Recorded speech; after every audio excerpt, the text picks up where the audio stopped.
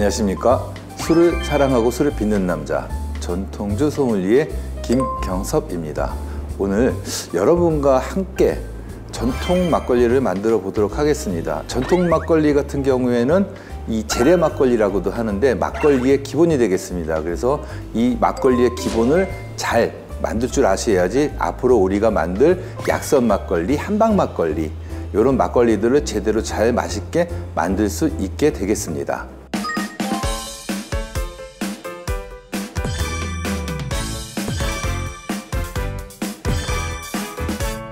준비된 재료는 보통 시중에서 파는 막걸리병으로 10병 정도 나오는 양입니다. 그래서 이것이 많다 싶을 경우에는 절반만 사용하시고 더 많이 만들고 싶다 이럴 때면은 재료를 2배, 3배로 잡으시면 됩니다. 제일 먼저 할 일은 바로 밥 짓는 건데요.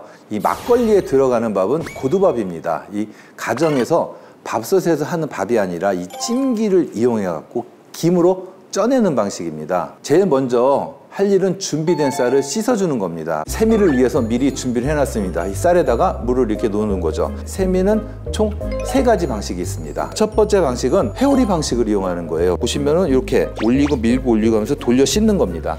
이런 식으로 쌀을 씻어주게 되면은 쌀이 서로의 마찰이 생기기 때문에 깨지지 않고 부드럽게 그리고 깨끗하게 잘 씻기게 됩니다. 두 번째 방식은 그릇이 움직이는 겁니다. 손은 한쪽에서 기준을 두시고 그릇을 돌리면서 계속 한쪽에서 이렇게 손을 누르게 됩니다. 이제 이렇게 되면 이제 힘이 많이 들어가서 쌀이 이제 깨져 나갈 수도 있어요. 세 번째는 이렇게 아까는 물이 많았잖아요. 근데 이번엔 물을 이렇게 다 빼버리고 뺄 수 있는 한 다 빼버리고서 씻게 됩니다. 이렇게 씻게 되면은 첫 번째, 두 번째보다 이 쌀이 더 세게 씻기겠죠. 그래서 더 깨질 수도 있어요. 그래서 조심히 씻어야 되는데 이 씻을 때 특히 조심해야 될 게 날 차버린 애인이라든지 아니면은 어저께 술을 많이 자시고 온 그 남편분을 생각하시면서 이 쌀을 씻으면 안 돼요. 그러면 이 쌀이 어떻게 될지는 상상에 맡기겠습니다. 아름다운 마음으로 쌀을 씻은 게 좋겠습니다. 이렇게 막 그렇지만 아름답게 평온하게 이렇게 이제 쌀을 다 씻으면은 요 쌀을 갖다가 물에 불려야 됩니다. 이 쌀이 물을 최대한 머금게 하는 겁니다. 그래서 2시간 정도 침지를 하게 됩니다.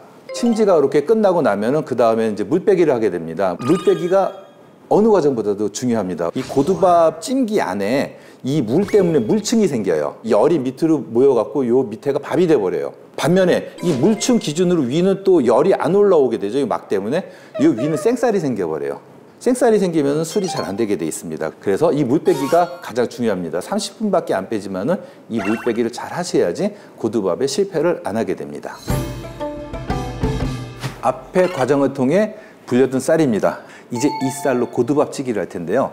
여러분 대부분의 이제 가정에 뭐 찜기 하나는 뭐 다 있을 겁니다. 뭐 찜기 없는 집은 뭐 이참에 하면 구입하시는 거죠. 가정 같은 경우는 대부분이 그 가스레인지일 거예요. 가스레인지를 이용한 찜기를 쓰실 거고 그걸 이용해서 고두밥을 만드시면 되는데 이 고두밥을 만들 때 맵쌀일 경우에는 그 찜기에 올리고 60분을 찌게 됩니다. 그리고 20분 동안 뜸을 들이게 돼요. 그 다음에 찹쌀인 경우에는 40분을 찌시고 10분을 뜸 들이세요. 그렇게 하면은 쌀이 다 잘 쪄져요. 일단은 기본적으로 이 고두밥을 어떻게 찌는가를 먼저 보여드릴게요. 이 찜기에다가 배보자기 또는 면보자기를 이렇게 틈이 나지 않게 잘 이렇게 얹어 놓습니다. 그 다음에 쌀 800g 아까 계량한 800g을 이렇게 넣어줍니다. 한 톨 한 톨 빠지지 않게 이제 잘 넣어줘야겠죠.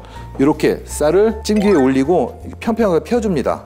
이렇게 펴준 다음에 해야 될 일이 있는데 바로 뭐냐면은 이 중간에를 갖다가 좀 파줘야 돼요. 중간에를 이렇게 파줘갖고 이 김이 이 중간에 잘 안 올라오는 거를 막고 빨리 잘 쪄지게 하기 위해서 하시면 되고요. 그 다음에 이렇게 잘 덮어줍니다. 이 덮어줄 때도 뒤에 틈이 생기지 않게 잘 덮어줘야 돼요. 이 사이에 틈이 나면 이 증기가 옆으로 새버려요. 옆으로 새버리면은 이 밥이 제대로 안 쪄질 수가 있습니다. 이 가운데도 가능한 최대한 다 덮어주게. 안 그러면은 여기 같은 경우에 이제 쌀이 말라버리는 수가 생겨요. 그러니까 위로 가능한 최대한 많이 덮어줘 갖고 수분을 유지할 수 있게끔 만들어 준 다음에 뚜껑을 닫으시면 되겠습니다. 이렇게 뚜껑을 닫은 다음에 자 이제 여러분들 앞에 어마어마한 게 올라오게 되겠습니다. 자 짜잔. 이 전기찜기라고 비싼 거예요. 전기찜기로 찌면은 가스 찜기로 찔 때보다 시간이 상당히 단축이 돼요. 최대한 반으로 시간이 줄어들 수 있습니다. 팀을 봐서 올려놓으시면은 끝나겠습니다. 자 그러면은 고두밥이 다 쪄지면 다시 찾아오겠습니다. 뿅.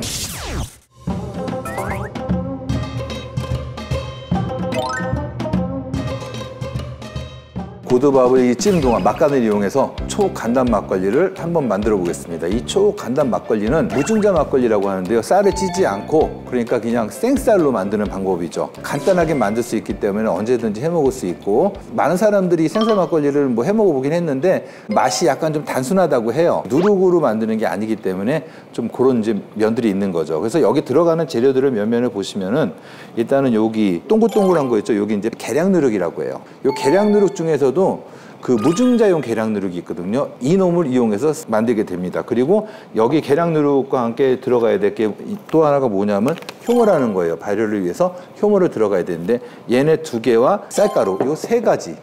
그래서 이렇게만 들어가면은 술이 만들어지는 거죠. 한 5일에서 일주일 정도 걸리고 술이 아주 이렇게 빨리게 잘 되는 이제 장점이 있습니다. 술이 이제 망치질 않게 되죠. 자, 그래서 첫 번째 단계 통을 엽니다.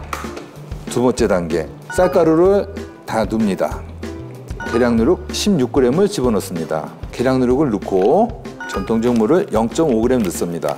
마지막으로 물을 500ml를 넣겠습니다. 이렇게 500ml를 넣고 잘 저어주면 되겠습니다. 자, 이렇게 저어주면은 이제 걸쭉해지는 게 보이실 거예요.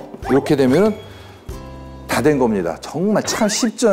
뚜껑을 닫으셔서 햇볕이 안 드는 곳에다가 보관하십니다. 발효 온도는 22도에서 26도 사이에 두시면 됩니다. 중요한 거는 이 뚜껑을 완전히密閉하시면 안 돼요. 왜냐하면 여기서 이제 발효할 때 탄산이 올라오는데 그걸로 인해서 이제 터질 수가 있어요. 아, 제가 옛날에 한번 그런 경험이 있습니다. 그래서 엄마한테 이제 엄청나게 혼났죠. 자, 그래서 절대 조심하시고 살짝만 열어놓으신다는 거를 잊으시면 안 됩니다. 아시겠죠? 자, 그래서 이렇게 초간단 막걸리 완성입니다.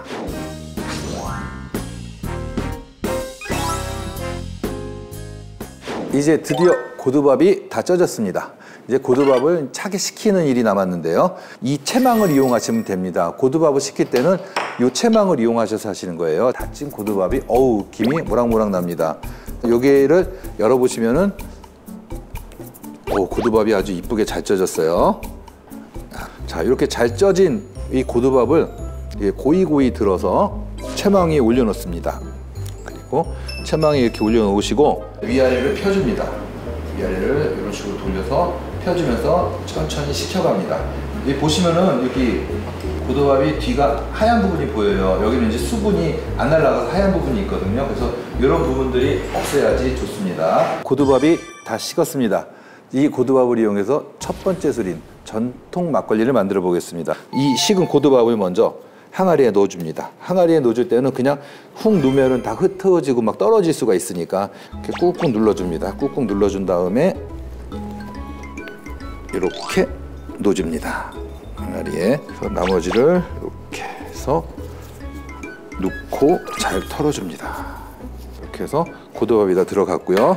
그 다음에 누룩이 들어갑니다. 이 누룩이 이제 이것도 전통 재래 누룩이죠. 전통 누룩 이렇게 들어가고 그 다음에 물이 들어가겠습니다. 물이 이렇게 시원하게 물을 넣고 섞어줍니다. 안에 넣고 잘 섞어주면은 끝나는 거죠. 참 쉽죠? 예? 또 음식이라는 것도 그 술이라는 것도 그렇고 이게 그 만들기 어렵고 힘들면은 사람들이 잘 안 해먹게 돼요. 막걸리 같은 경우에는 이렇게 쉽게 만들 수가 있으니까 언제든 집에서 그 담아갖고 사람들에게 선을 보여주고 먹을 수 있는 좋은 막걸리가 되는 거죠. 자, 그래서 이렇게 해서 완성이 다 됐습니다. 혹시 이제 이게 요 뚜껑 같은 경우에는 이렇게 잘 맞는 뚜껑이면 상관이 없어요. 그래갖고 보시면은 이게 아무 소리도 안 나죠. 근데 그 항아리 특히 좀 잘못하면 이거 덜거덕덜거덕거리는 게 있어요. 덜거덕거리는 거는 요 틈이 있는데 이 틈이 있으면 이 안으로 이제 그 파리 같은 것들이 들어갈 수가 있습니다. 그러니까 그럴 때는 망에다가 고무줄 씌워갖고 이렇게 놓으셔도 됩니다. 그러고서 닫으시면은 이제 파리도 안 들어가고 그래서 아주 술이 잘 익을 수 있는 조건이 되겠습니다. 이게 한 3, 4일이 지나면 발효가 되게 왕성해져요. 거품이 생기고 그러는데 그때 여기다 기를 대시면 비 내리는 소리가 나요. 뻑뻑뻑 톡톡 터지는 소리. 그런 소리를 들은 것도 되게 좋습니다. 그리고 이 안에는 그 효모라는 미생물이 살고 있어요. 어떻게 보면은 이 효모들한테 우리는 이게 조물주일 수도 있고 신일 수도 있죠. 얘네들한테 항상 좋은 얘기를 해주면은 이 안에도 되게 평화롭고 좋게 된다는 거. 좋은 말은 뭐 특별히 뭐 따로 할 건 없고요. 뭐 고마워, 맛있어져라, 이거 내일 또 만나, 뭐 사랑해. 얘네들한테 아주 꿀 떨어지는 그런 멘트만 날려주시면 얘네들이 정말 맛있는 술이 될지도 몰라요. 자, 맛있게 한번 만들어 봅시다.